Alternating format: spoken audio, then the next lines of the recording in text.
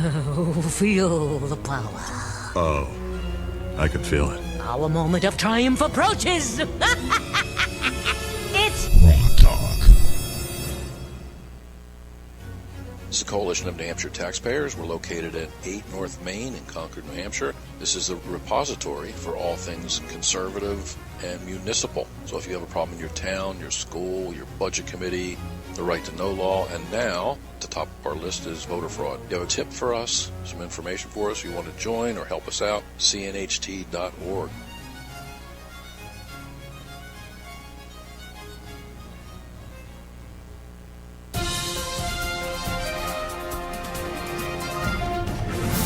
Good morning and welcome to GrokTALK's Is That Really the News Read? We start with Veto Override Day, which needs a new name.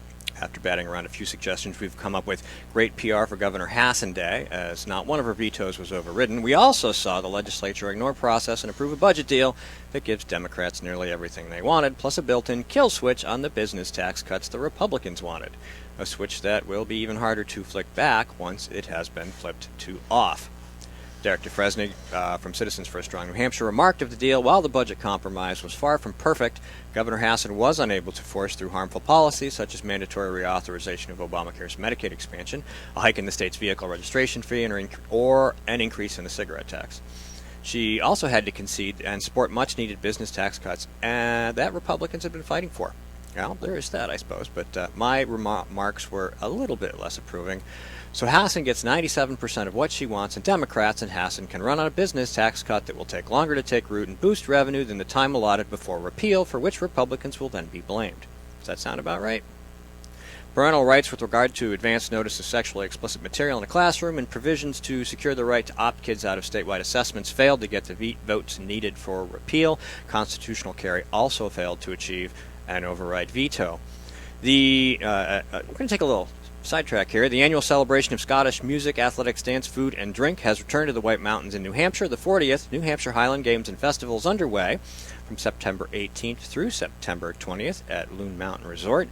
The event, sponsored by the New Hampshire Gathering of the Scottish Clans, includes piping and drumming, Highland dancing, fiddle, harp, sheepdogs, and heavy Scottish athletic competitions. And I don't think you have to be a heavy Scot to participate. More than 60 clans will be wearing their tartans and bringing their heritage to Clan Village. Children 14 and under with an accompanying adult get in free. Single-day tickets are available online at nhscot.org or at the gate each day, so today or tomorrow. Tickets are $20 on Friday and Sunday. You can't go on Friday. Saturday, they're $30. For more information, call 603-229-1975 or email info@nhscot.org.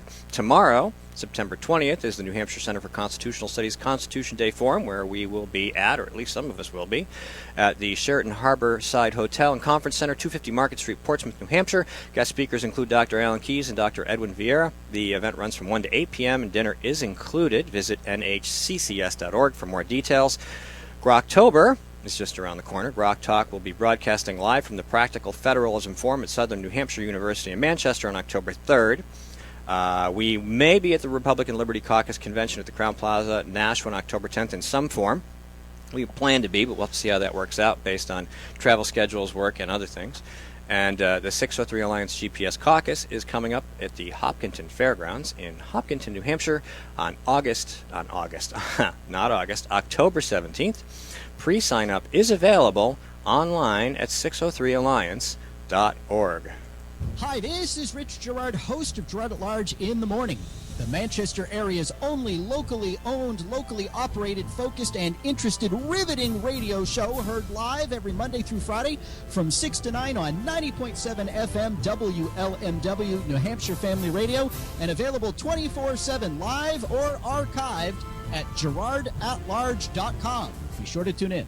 Why are you going to want to listen to GrokTALK? Because when it comes to politics, news, and the culture, we are your feared extremist, right-wing, hard-charging, gun-toting, opinionated, outspoken, rabble-rousing, letter-writing, radio, microphone stomping, conservative bloggers, and activists. GrokTALK comes to you live Saturday mornings from 9 to 11 a.m. Eastern Standard Time. If you missed us on Saturday, catch us on Monday from 1 to 3 p.m. right here on The Rock, nhcr.com.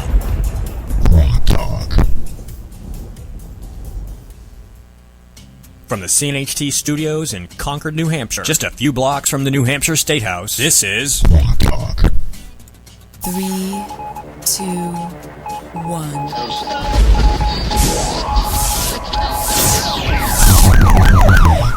We'd like to welcome you to another edition of GrokTALK, brought to you by New Hampshire's leading conservative blog site, GrokTALK.com. We are your feared, extremist, right-wing, hard-charging, gun-toting, opinionated, outspoken, rabble-rousing, letter-writing, radio microphone stomping conservatives and rational libertarians. So get ready for more news and opinion you could only get from GrokTALK.com. GrokTALk.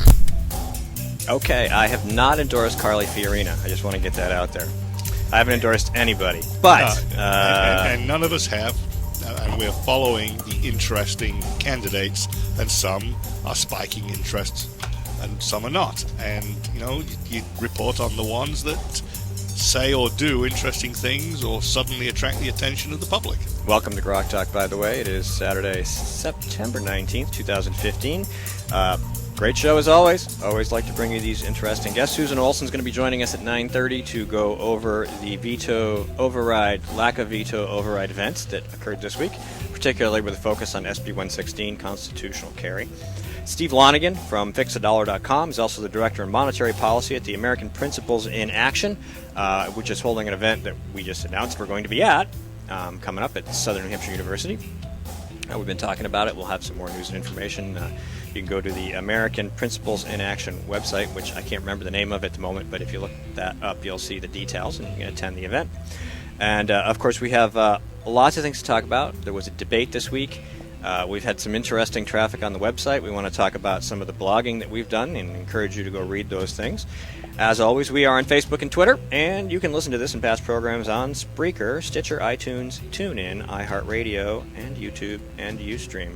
Anywhere, just Google Granite Grok or GrokTALK, and you will find all the wonderful places where you can check out what we write and what we do and the things we say. And we especially encourage our Democrat trackers to go back and check the history, because we love that stuff. Yes, we actually want to hear from you. Knock yourselves out. We really do.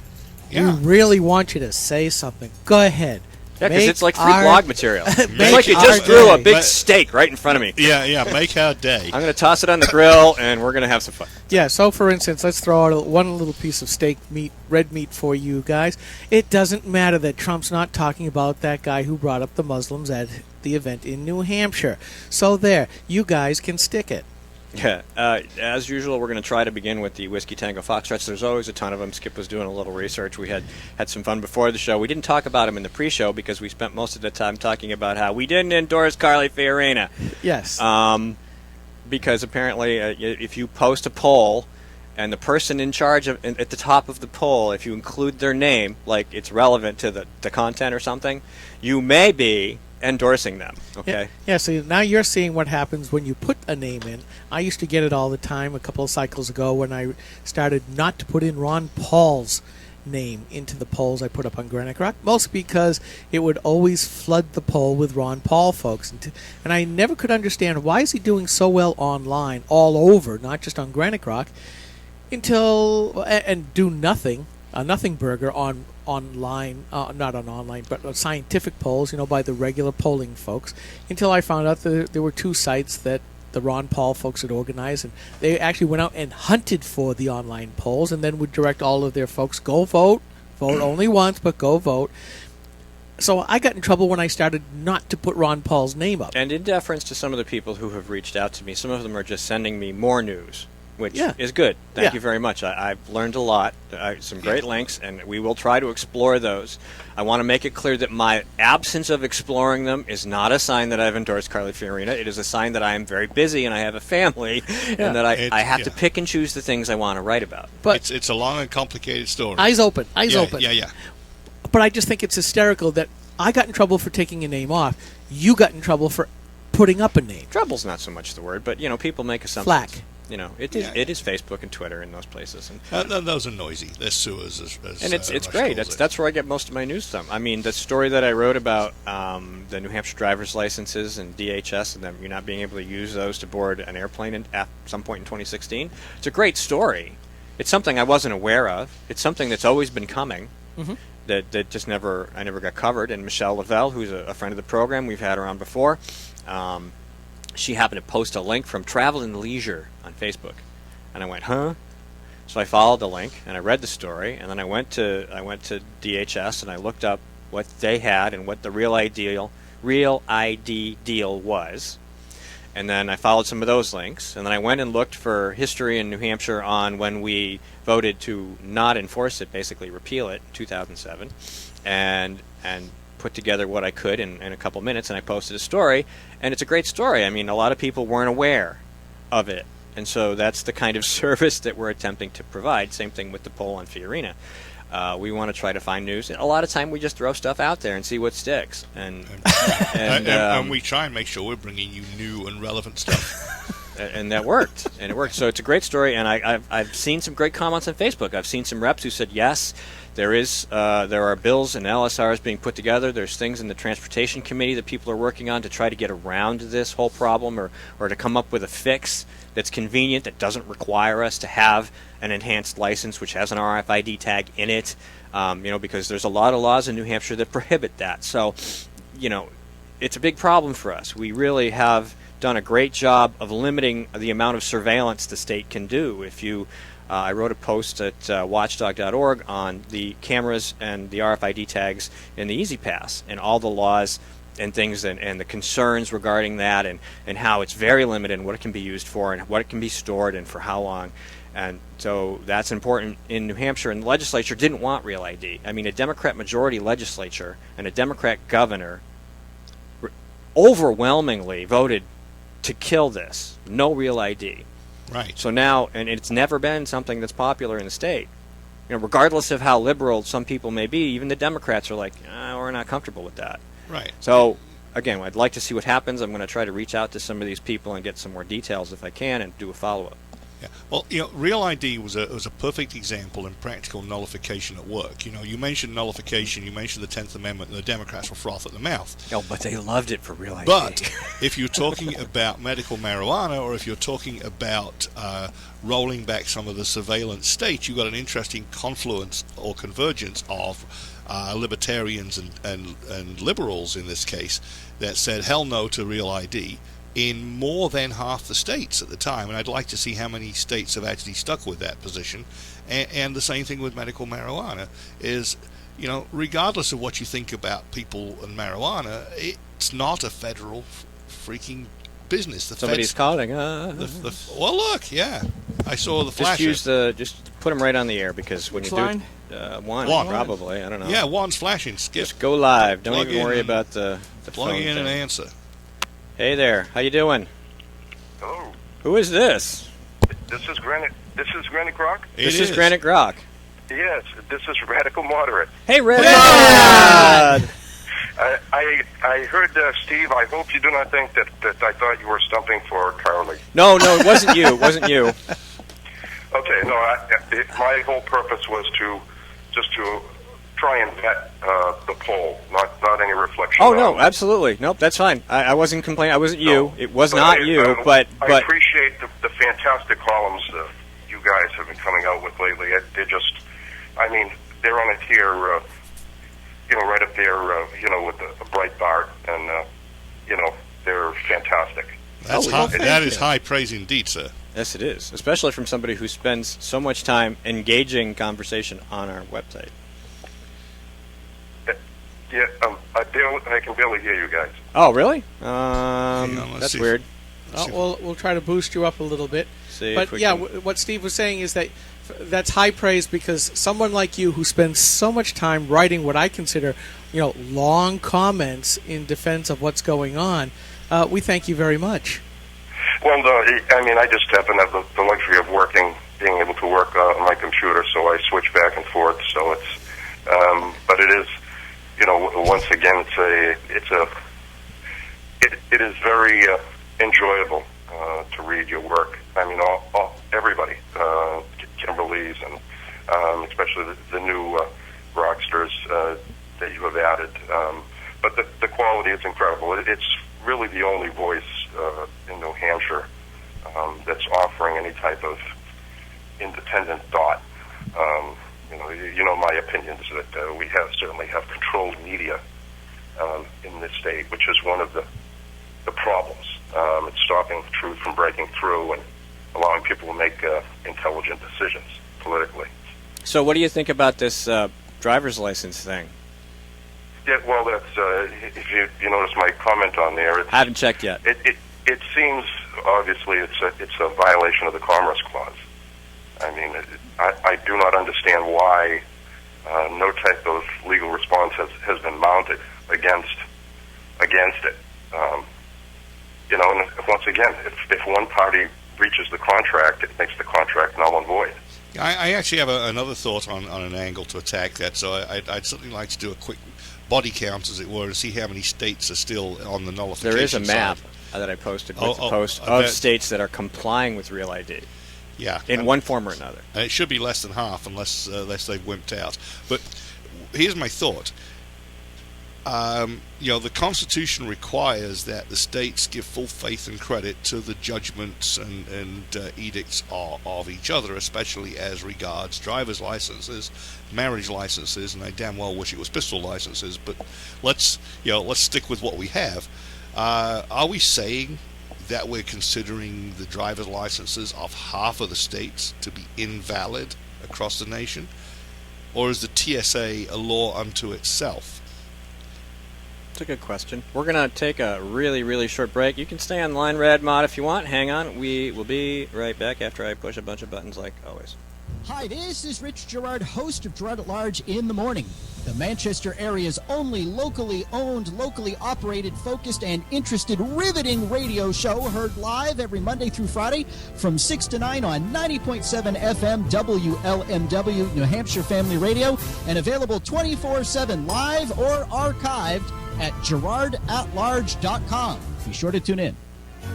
This is the Coalition of New Hampshire Taxpayers. We're located at 8 North Main in Concord, New Hampshire. This is a repository for all things conservative and municipal. So if you have a problem in your town, your school, your budget committee, the right to know law, and now, at the top of our list is voter fraud. You have a tip for us, some information for us, you want to join or help us out, cnht.org.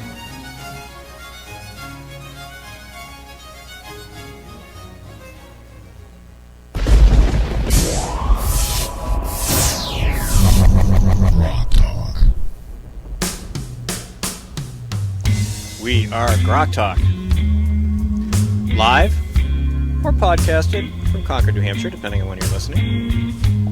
Talking to a commenter, radical moderate. I think we lost him. Did we lose him? We lost him. He hung up? Okay.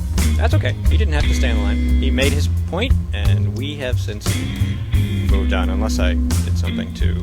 and feel free to You're not call there, back. are you, Redmond? I just want to check. Okay. Just checking. Make sure. Anyway, we didn't do any WTFs, unless that was a WTF. I don't know. I don't think so. Let's do that. But there are more out there. There was always more. So, Skip, you had a couple this morning that made me laugh. Yeah, this is a headline that was pointed to by Instapundit, the great libertarian news aggregator Glenn Reynolds. World begs U.S. to use military force in Syria so they can bitch about it later. And isn't that always the truth? As we're seeing in this refugee migrant mass, that's appropriate. Smack them around. Yeah. As we're seeing what's going on in Europe. And of course, if we didn't go and help, it would have been our fault. And now that all the refugees are fleeing, and I suspect that's a put-up job, it's our fault too. Well, you got to wonder. The estimate now is between 33 and 35 million people are on the move from the Middle East and surrounding areas into the Western European areas. I mean, that is basically, they're getting cloud pivot. And if anybody doesn't remember what that is, that's what almost brought New York City to its knees. Two hard left socialist sociologists, Cloward and Piven, said we can bring New York City to bankruptcy by making sure everybody gets on welfare, and when it collapses, it'll be our turn to put in a more socialist system in place. Now, I thought, well, that was kind of small ball, even though a few $1 billion is New York City's budget, but they were overwhelming it at the time. And I'm seeing the same thing happening in Europe, that you've got all of these refugees, as Cloward Pivot, as well as Obama and Saul Alinsky would say, the have-nots coming to take what the haves have.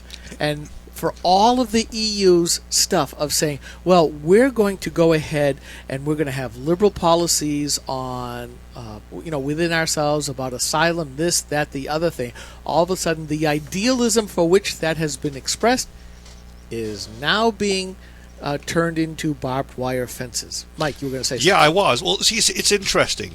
Notice that these refugees have their sights on the rich, well-funded welfare states of Western Europe. They want to get to Germany, they want to get to France, they want to get to Scandinavia, where and to the UK, who are beginning to have second thoughts, where the benefits are really generous. But to get there, they have to trample through the Eastern European states that have just clawed their way out of poverty. And after initially making it possible for these folks to travel on through, they're having second thoughts because they're being abused. I mean, these folks are not just saying, you know what, okay, thanks for the temporary accommodation, get us out of here when you can. They're getting really nasty with the people that are trying to help them. And they said, the hell with this, you're not coming in at all. Yeah, from a libertarian standpoint, or even just a politeness standpoint, what gratitude do you see? These people do not have a right just to break into another country, regardless of what the open borders folks, including the new Pope, have said that should happen. I'm sorry, there are reasons why countries exist, and if you cannot control your borders, as we are seeing here in the U.S., you're not a country anymore. There is a society, there is a culture, there is a tradition, and these smaller states, like you said, the Eastern Europeans, are just trying to rebuild themselves. And I think what we have seen from this side of the pond, looking at all the problems that France and Sweden and Britain have had with their asylum seekers, their migrants who have no intentions of assimilating, being of Islamic, hard Islamic standings, why do you want to just let somebody else change the culture of your country, just willy-nilly? Well, I mean, looking at the British culture, I mean, back in the 60s, the xenophobes were worried about the Jamaicans, the Indians, and the Pakistanis. Turns out the Indians were never any trouble. The Jamaicans have assimilated pretty damn well, but the Pakistanis are de-assimilating as the critical mass of Muslims is reached, which is a severe problem. Not the older folks that became practically native English. It's the younger generations that are de-assimilating, which is really, really bad. But places like Scandinavia, where they've embraced multiculturalism, they're getting multi-crimeism as well. They're getting totally trampled. Yeah, in Malmo, and again, my mother's side of the family all come from Sweden. They all married other Swedes that came to this country, except for my mom. But their hometowns are having to deal with this stuff. And Malmo, in a lot of cases, is a no-go area for almost all of the natives. The Islamists are going after the indigenous people, the Laplanders. Yeah. And it's a big problem. This is self-imported problems for which really doesn't exist. The whole idea that, they'll come here to become new citizens is proving to be false. All I have to do, Mike, you are a shining example, you and Mom are, of people who came here and wanted to be Americans, not British Americans, British-Americans, but Americans. Now, you're not naturalized yet, but I will tell you that you are more of an American citizen in heart and spirit than many, many American citizens that I know. And contrast that with what we see in the Minneapolis-St. Paul Twin Cities area with their huge Somali population, biggest in the country, and as you said, the de-assimilation of the second generation and the Islamic Jihad problem that we have in the United States because of that population. Yeah, it's terrible. I mean, we came here as skeptics and temporarily. We couldn't quite figure out what this brash country was all about, and these ultra big cars and gas guzzlers and oversized kitchen appliances and all that kind of stuff. But it didn't take us long to get in the swing of things, and we were already fans of Ronald Reagan anyway when we came here, so it wasn't a big jump. But we came here somewhat skeptical, and we got used to it, and we came to love it over a matter of a few years, and we decided this was going to be our home. And then we started to take a more serious interest in politics and realized what was going on and how the Constitution was being trampled, and we decided it was time to get the heck in there and mix it up a little and try to make sure that we preserve this country, the last best hope for man on earth. Yeah, and a lot of us here are watching Europe going, and they're turning off their lights themselves. Right. And I got a suggestion for all these refugees. It's time for the U.S. to step up to the plate, to provide a flotilla of huge passenger and cargo ships to move them to a climate that's completely hospitable, similar temperatures and stuff to what they're accustomed, and dump all these folks on the shores of Mexico. Who we know are extremely welcoming to immigrants. Yeah, colors inside out, Skip. Oh, yeah. I can't even dress myself in the morning. It's a good thing it's on the other side of the camera. As we know, Mexico is extremely welcoming to immigrants. So Won't welcoming they then just move north and come that they here? either jail them, send them back, or pass them through to the United States. Yeah, anyways, I got a couple other go for it. WTFs. You got 2 minutes. Professors, federal government should totally seek RICO charges against climate change skeptics. So just because you don't believe the way that you want, use these racketeering charges to shut you up. Yeah, free speech, you fascists. The inquisitors are going to use the force of government for their inquisition? Yes, of course. Yeah. Absolutely. And of course, the bigger one, I think, is President Obama, who I'm quite sure that the reception will be held at night so he can once again bathe the White House in the gay rainbow flag colors when the Pope comes here, because he's already gathered the welcoming committee that will consist of gay Episcopalian former Bishop Robinson, who's already been divorced. Who saw that coming? A number of transvestites, as well as a Catholic nun who is totally against some of the major pillars of the Catholic doctrine. And in other words, people that are not Catholic at all. There won't be anybody there that disagrees with him. Disagree with Obama? Absolutely. But to think that this is That's not what I said, but that's okay. Okay, I took it the other way. That's all right. But this is the head of state. The Vatican is a foreign country. He's the leader of 1 billion Catholics in the world. And here's Obama, I think you said poping him in the eye. Poping him in the eye, yes. Yes. Well, so I mean, the problem... Here's this vast country of over 300 million people, and I'm going to show you a portion of the population that represents less than 4%. Yeah. And I'm going to really put it in your face. make that less than 2%. Limbaugh did the numbers a couple of months back. I'm happy to say 3 to 4% of all, the whole deal. I'm not going to dicker over those numbers. And we understand this Pope is somewhat liberal, but this somewhat. This is indeed poping him in the eye. Poping him in the eye. And his aides are already objecting to what Obama's setting up for him. And I think they should. This is about the equivalent of when Bibi Netanyahu, the Prime Minister of Israel, comes over. And I remember the brouhaha that happened when Bibi was shown the back door to go out instead of the front door. So... they treat us so bad. All right, we're going to call Susan Olson, get her on the phone to talk about Veto Override Day. Skip's going to do that right now. And we are going to take a quick break, and we will be right back after these messages.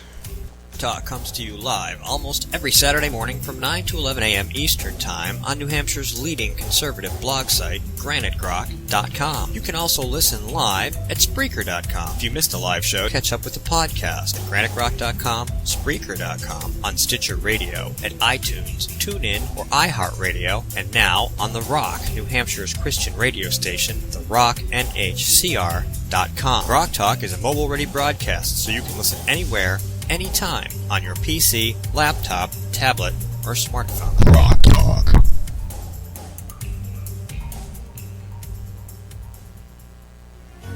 This is the Coalition of New Hampshire Taxpayers. We're located at 8 North Main in Concord, New Hampshire. This is a repository for all things conservative and municipal. So if you have a problem in your town, your school, your budget committee, the right to know law, and now, at the top of our list is voter fraud. You have a tip for us, some information for us, you want to join or help us out, cnht.org.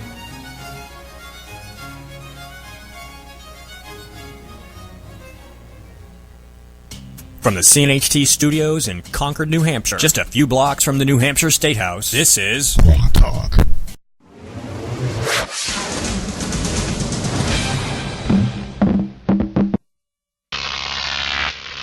Grok TV.